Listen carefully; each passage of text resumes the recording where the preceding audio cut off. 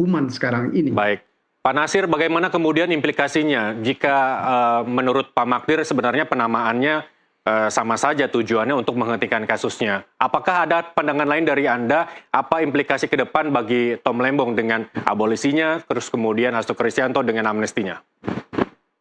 Ya, memang biasanya tuh amnesti itu kan diberikan kepada orang yang pelanggaran terhadap negara ya, penghasutan, pemberontakan ya, pengkhianatan itu biasanya seperti itu ya. Tapi kan kalau kita lihat Mas Hasto kan tidak memberontak ya, tidak berkhianat kepada negara dan juga tidak menghasut ya, sehingga menimbulkan gejolak di dalam negara. Ya, tapi itu ya dikatakan oleh Pak Magdir itu semacam apapun lah namanya, tapi memang itu kemudian dihentikanlah kasus itu. Jadi tentu saja Presiden sudah mendengar, membaca pertimbangan dari Mahkamah Agung dan tentu ada implikasi ya. Nah, implikasinya kan bisa politik ya, dan juga kemudian bisa terkait dengan masa depan penegakan hukum di Indonesia ini. Jadi ini juga satu introspeksi bagi institusi aparat penegak hukum terkait dengan penegakan hukum yang dilakukan. Jadi masing-masing menjalankan kewenangannya, ya, kejaksaan menjalankan kewenangannya, peradilan juga menjalankan kewenangannya, tapi Presiden juga kemudian menjalankan otoritas yang diberikan oleh konstitusi kepada dirinya. Tentu saja, seperti saya katakan tadi,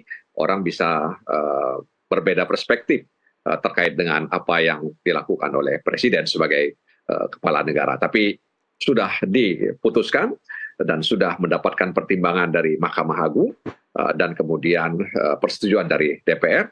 Nah, tinggal ke depan hari ini memang DPR dan pemerintah sedang menyusun hukum acara pidana.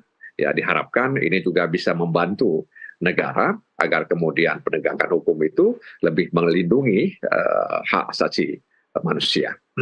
Baik, saya kembali ke Pak Magdir. Berarti malam hari ini apakah ada rencana untuk menjemput Hasto Kristianto begitu? Ya enggak lah, malam begini ini nggak mungkin. Kalaupun kami datang ke situ kan tidak akan berhadapan dengan siapapun selain daripada penjaga di KPK. Harus ada administrasi yang diurus begitu ya? Mesti ada administrasi yang diurus. Baik, Pak Nasir mungkin terakhir, kalau tadi beranggapan masyarakat bahwa nama dari Hasto Kristianto dan juga Tom Lembong dihentikan ataupun diampuni dari segala vonis 4,5 tahun dan 3,5 tahun, bagaimana dengan orang-orang yang masih berkaitan dengan kasus dari masing-masing, impor gula dan juga perintangan penyidikan? Masih ada nama yang dinyatakan buron oleh pihak KPK. Apakah itu juga serta-merta memutus semua kasus yang tengah ditangani oleh KPK saat ini? Ya, tentu saja Presiden tidak bisa memutuskan sendiri ya. Ada pertimbangan-pertimbangan hukum dan juga pertimbangan politik terkait dengan orang-orang yang akan diberi amnesti dan abolisi tersebut. Jadi dalam konteks ini ya, Presiden diharapkan bisa lebih memperhatikan semua aspek. Ya, tentu saja tidak kemudian diobral gitu ya. Jadi amnesti dan abolisi itu bukan untuk diobral ya, tapi dipilah-pilih ya. Tapi tentu saja tidak kemudian menghadirkan diskriminasi ya.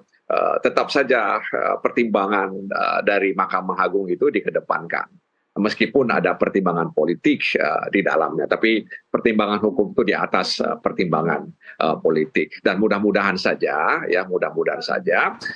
bahwa amnesti dan abolisi ya itu benar-benar dalam koridor ya, sehingga kemudian kepastian, keadilan, dan kemanfaatan hukum itu bisa didapatkan melalui apa yang dimiliki oleh Presiden tersebut. Baik, itu artinya abolisi dan amnesti ini hanya untuk berlaku orang-orang yang spesial begitu ya? Kalau masyarakat bertanya, sespesial apa orang-orang yang mendapatkan abolisi dan amnesti, Pak Nasir Jamil, apa yang bisa dijawab? Nah, itu dia saya katakan tadi ya, jangan sampai kemudian ada kesan ini diskriminatif ya. Oleh karena itu, karena Presiden milik semua warga negara dan hukum bisa diakses oleh setiap orang dan keadilan itu harus didapatkan oleh setiap warga negara. Nah, karena itu ini tantangan penegakan hukum di Indonesia. Ya, kemudian apakah ini akan men-trigger beberapa kasus-kasus ke depan, terutama yang melibatkan tokoh-tokoh penting untuk mengajukan abolisi dan juga amnesti ini? Ya, itu saya katakan tadi. Jadi sekali lagi Presiden tidak sembarangan ya untuk memberikan itu. Ada pertimbangan-pertimbangan yang diberikan oleh Mahkamah Agung.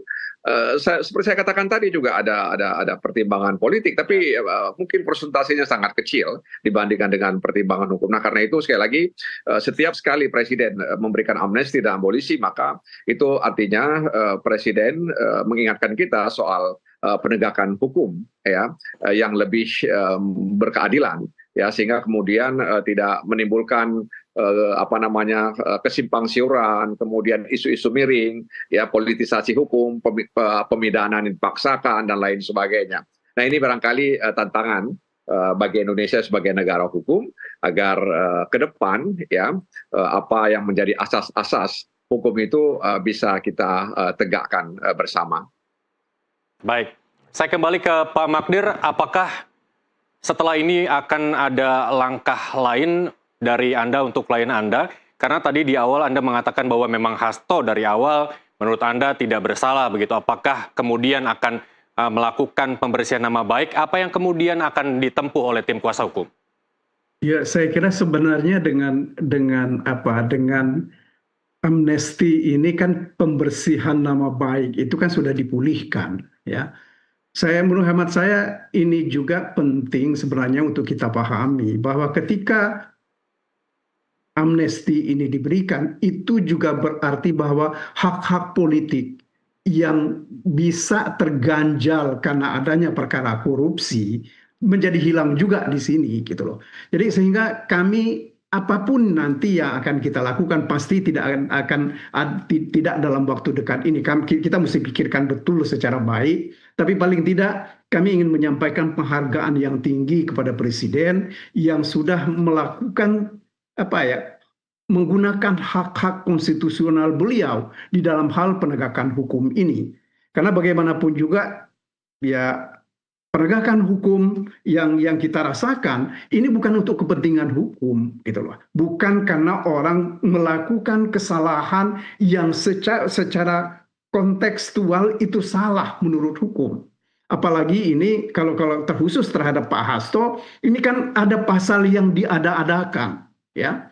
Misalnya soal obstruction of justice.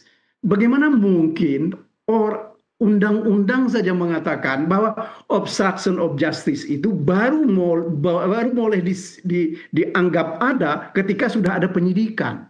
Ini penyelidikan dalam perkara orang lain, kemudian digunakan untuk memaksa mendakwa orang melakukan obstruction of justice. Nah, saya kira ini yang jadi persoalan pokok. Bagaimana penyalahgunaan ketentuan hukum untuk kepentingan yang lain. Ini yang harus kita sadari secara bersama. Kalau saya sih berharap bahwa aparat penegak hukum kita semua akan menyadari bahwa hukum itu tidak boleh kita gunakan untuk kepentingan yang lain selain daripada untuk kepentingan kebenaran, keadilan, dan kepastian hukum. Bukan untuk melakukan tindakan-tindakan apalagi menghancurkan lawan politik atau potensi lawan politik. Jangan sekali-sekali kita berharap betul tidak sekali-sekali hukum itu digunakan untuk itu. Ya, yang sudahlah, cukup sudah gitu loh. Baik. Pak Magdir, kalaupun memang abolisi dan amnesti ini adalah satu langkah hukum yang dimiliki oleh seorang presiden begitu ya. Apakah dari awal Anda mengurusi kasus ini pernah terbesit bahwa akan melakukan langkah ini, menyurati Presiden untuk melakukan pengajuan amnesti atau abolisi? Sama sekali tidak. Kami sepenuhnya taat kepada proses hukum. Ya, kami tidak pernah menulis surat kepada Presiden atau kemana-mana, tidak. Kami hanya melakukan pembelaan sebaik mungkin sesuai dengan ketentuan hukum acara. Ya, mulai misalnya kami lakukan pra-peradilan, tetapi pra-peradilan kami dipatahkan dengan cara yang tidak patut, gitu loh ya. Kemudian di dalam proses awal kami hendak mengajukan ahli, tetapi dihalangi karena berkas perkara sudah dilimpahkan. Nah, ini kan proses-proses ini, ya, ini yang sebenarnya selalu kami katakan bahwa proses ini proses buruk, ya, yang bisa mencemari penegakan hukum kita yang baik.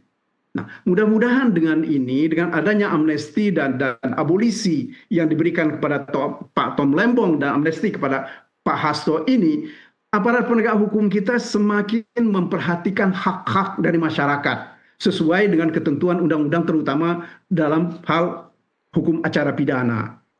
Bisa dibayangkan nggak, dalam perkaranya Pak Hasto ini, penyelidik dan penyidik dipaksakan untuk menjadi saksi dan menjadi ahli.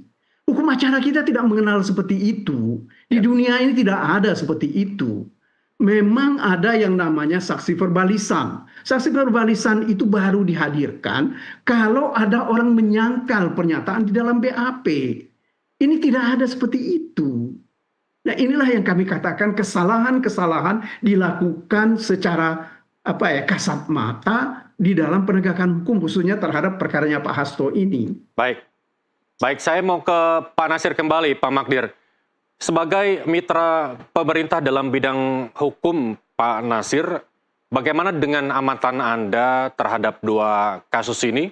Baik kasus yang menimpa Tom Lembong maupun kasus yang menimpa Hasto Kristianto, yang keduanya memang menyita perhatian publik begitu. Ya, tentu saja kami mendengar semua hiruk pikuk itu, ya, dan menyerahkan sepenuhnya juga kepada aparat penegak hukum, bahwa kemudian di situ ada perdebatan, ada perbedaan.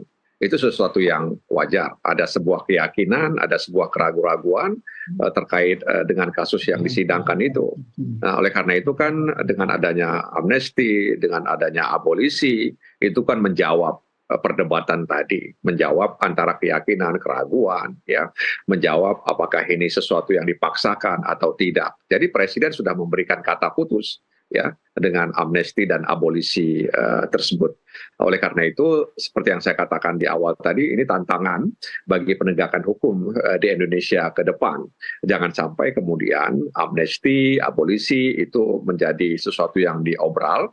Nah, karenanya Presiden sebagai kepala negara, pimpinan tertinggi di Republik ini harus lebih serius, ya, memperhatikan penegakan hukum agar negara hukum yang demokratis itu benar-benar bisa kita wujudkan bersama. Baik, kalau dilihat dari konteksnya, kedua-duanya ini adalah pengampunan begitu ya. Apakah memang abolisi dan amnesti ini diberikan oleh Presiden menunggu vonis suatu kasus terlebih dahulu, atau sebenarnya bisa dilakukan jauh-jauh hari sebelum memang pembicaraan publik ini menjadi perhatian begitu? Ya, ada juga pemberian itu belum dilakukan prosesnya, ya. Masih dia dijadikan tersangka tapi belum bergulir di persidangan, diberikan amnesti oleh Presiden, ya, seperti yang dialami oleh salah seorang dosen di Universitas Syah Kuala Aceh, ya, yang waktu itu dia dipersoalkan secara hukum lalu diberi amnesti oleh Pak Presiden sebelum Pak Prabowo. Jadi memang kalau kemudian, jadi ya itu tentu saja itu banyak pertimbangan, ya, dalam pandangan saya. Kalau sebelum dan sesudah, jadi dua-dua menimbulkan kesan bagi setiap orang. Baik, kalau kita kembali terkait dengan abolisi dan amnesti sebagai pemberian pembelajaran lah kepada masyarakat untuk penggunaan abolisi dan juga amnesti. Kalau dilihat dari vonisnya, terus dilihat dari kasusnya, apa yang kemudian membedakan abolisi untuk siapa dan amnesti untuk siapa, Pak Nasir? Ya, ini kan semacam pertimbangan, juga ada ada sisi subjektivitas, ya, dan kadar daripada peristiwa itu, ya, kadar dari proses hukum itu sendiri. Jadi tentu saja di samping pertimbangan Mahkamah Agung, saya pikir juga ada subjektivitas seorang Presiden sebagai kepala negara setelah mendengar banyak pihak terkait dengan apa yang dia dengar dari pihak-pihak tersebut. Jadi tidak bisa dipungkiri kalau kemudian ada sisi subjektivitas seorang presiden dalam kapasitasnya sebagai kepala negara. Baik. Kemudian Pak Magdir, kenapa kalau ujung-ujungnya dapat amnesti klien Anda begitu ya? Kenapa nggak dari sebelum kasus ini bergulir dan menyita perhatian publik saja begitu ya Pak Magdir? Aduh, saya itu mesti ditanya kepada Bapak Presiden. Saya nggak mampu menjawabnya itu, Ya. gitu loh ya. Tapi paling tidak sekali lagi bagaimana kemudian Anda akan berkomunikasi dengan Pak Hasto terkait hal ini? Iya pasti, ya kami akan segera menghubungi beliau untuk mencoba membicarakan persoalan ini, dan tentu saja ya saya sekali lagi ingin menyampaikan terima kasih kepada Presiden ya, bahwa Bapak Presiden sudah menggunakan hak konstitusionalnya untuk mengakhiri keributan kita dalam perkara ini. Ya sebab bagaimanapun juga perkara ini nggak ada yang diuntungkan, nggak ada. Kalau istilah kita menang jadi arang, kalah jadi abu, itu ya seperti ini, gitu loh. Ya. Kita berharap bahwa ke depan ini akan menjadi pelajaran yang baik, bukan hanya untuk kita warga negara dan rakyat, tetapi juga untuk teman-teman aparat penegak hukum, supaya tidak terlalu mudah menggunakan hukum ini untuk menghukum orang demi kepentingan-kepentingan tertentu. Dan tentu saja kita harapkan Pak Nasir dan kawan-kawan di Komisi 3 lebih banyak melakukan pengawasan dalam proses penegakan hukum kita ini. Baik, ya. Baik. Terima kasih. Terakhir Makasih, mungkin Pak Nasir terkait dengan dua nama ini termasuk ke dalam 1.116 terpidana lain yang menurut Menteri Hukum Supratman Andi Aktas ini mendapatkan abolisi dan juga amnesti. Kemudian implikasinya dalam bidang hukum ke depan seperti apa, Pak Nasir? Ya, pertama kepada Pak Magdir saya ucapkan selamat ya bahwa Mas Hasto diberi amnesti. Jadi apa yang diperjuangkan selama ini terjawab dan kemudian dijawab oleh Presiden sebagai kepala negara. Selamat untuk Pak Magdir, dan seperti yang saya katakan tadi bahwa masuknya nama Tom Lembong, kemudian Hasto dalam 1000-an lebih yang diberi amnesti oleh Presiden, itu kan menjadi catatan bagi kami DPR ya, terkait bagaimana ke depan penegakan hukum di Indonesia. Jadi memang kadang kita tidak bisa mengawasi secara langsung karena khawatir nanti dianggap mengintervensi penegakan hukum. Nah, maka cara yang paling baik itu adalah bagaimana mengatur hukum acara pidana dengan baik, sehingga kemudian potensi subjektivitas yang merugikan pencari keadilan itu bisa dihindari dalam hukum acara pidana yang akan diubah oleh Presiden, oleh pemerintah dan DPR ke depan ini. Baik, terima kasih anggota Komisi 3 DPR RI Nasir Jamil dan juga kuasa hukum Hasto Kristianto Magdir Ismail telah bergabung bersama kami di Breaking News Nusantara TV. Terima kasih Bapak-Bapak, selamat kembali melanjutkan aktivitas, sampai jumpa. Terima kasih Pak. Selamat.